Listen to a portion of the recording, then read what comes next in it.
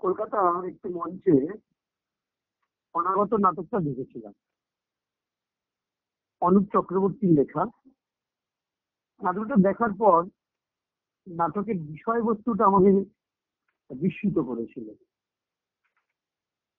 আজ থেকে অনেক বছর পরে আমরা এই মনুষ্য প্রজাতি কিভাবে প্রযুক্তি নির্ভর হয়ে পড়ব এবং আমাদের প্রেম, ভালোবাসা, মায়া, মমতা প্রভৃতি যে সুকুমার প্রবৃত্তিগুলো আছে সেগুলো কিরকম কৃত্রিম হয়ে যাবে, এরকম একটা বিষয় নিয়ে নাটকটা। তো নাটকে একটা রোবট চরিত্র আছে, যে চরিত্রটা এই নাটকের একটা বিষয়। নাটকের অন্যান্য চরিত্রগুলো যেন আমাদেরই সংসারের প্রতিদিনের দেখা চরিত্র, অথচ ভালোবাসা শব্দটা তাদের কাছে কেমন যেন একটা খেলনার মতন। নাটকের একটা আলোচনা আমি লিখেছিলাম কোন একটা নাট্য পত্রিকায়। তার সূত্রেই পরবর্তীতে আমার সঙ্গে আলাপ হয়েছিল এই নাটকের নাট্যকার মাননীয় অনুপ বাবুর, মানে অনুপ চক্রবর্তীর সঙ্গে। জেনেছিলাম তিনি বিজ্ঞান জগতের লোক।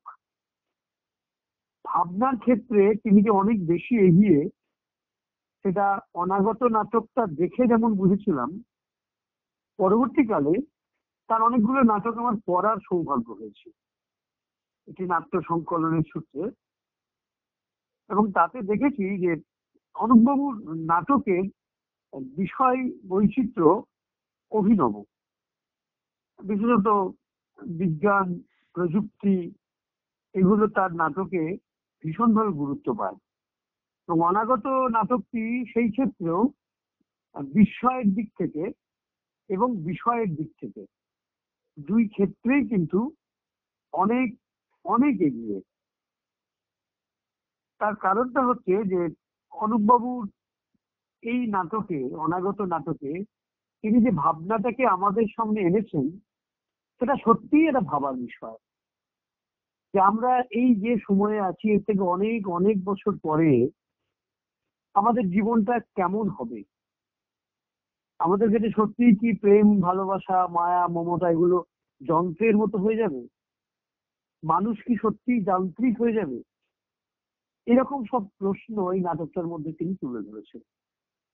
তো সেই অনাগত নাটকটা 25 বছর, এটা, এবং 25 বছর ধরেই নাটকটা বিভিন্ন নাট্যদল অভিনয় করেছে, আমি জানি করছে। এবং আমি জানি এই নাটকটা আরো অনেক 25 বছর যদি অভিনয় হয়, তখনও কিন্তু নাটকটা তার অভিনবত্বের গুণেই সব সময়ের থিয়েটারের দর্শকদের বিস্মিত করবে। সুতরাং অনেকেই নাটক লেখেন। আমাদের নাটকগুলো সাধারণত প্রেম, ভালোবাসা, সম্পর্কের ভাঙন, পরিবারের কথা, এই সব কথা বলে। কিন্তু অনুপবাবুর অনাগত যে কথা বলেছে তা কিন্তু অন্যান্য নাটকের তুলনায় বিরল বলা যেতে পারে। মানে ভাবনাটা বিরল, এবং যেটা ভেবেছেন তিনি, এটা সত্যিই ভাবার বিষয়। স্বভাবতই আমি অনাগত নাটকের নাট্যকার অনুপ বাবুকে যেমন আমার শ্রদ্ধা জানাবো এরকম একটি নাটক লেখার জন্য, ঠিক তেমনি যারা এই নাটকটি এ পর্যন্ত অভিনয় করতে পেরেছে বা করছেন, তাদেরকেও আমি বিশেষ করে শুভেচ্ছা অভিনন্দন জানাবো।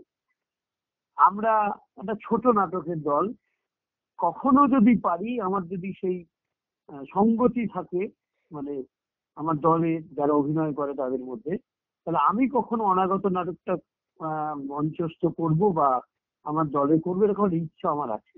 কিন্তু পারবো কিনা জানি না। তার কারণ এই নাটকটা করতে গেলে অনেক বেশি দক্ষতা দরকার আছে, অভিনয় সম্পর্কে, ভাবনা সম্পর্কে। তো আমি এই নাটকটার এই 25 বছরে নাট্যকারকে আমার শ্রদ্ধা জানাই। নমস্কার।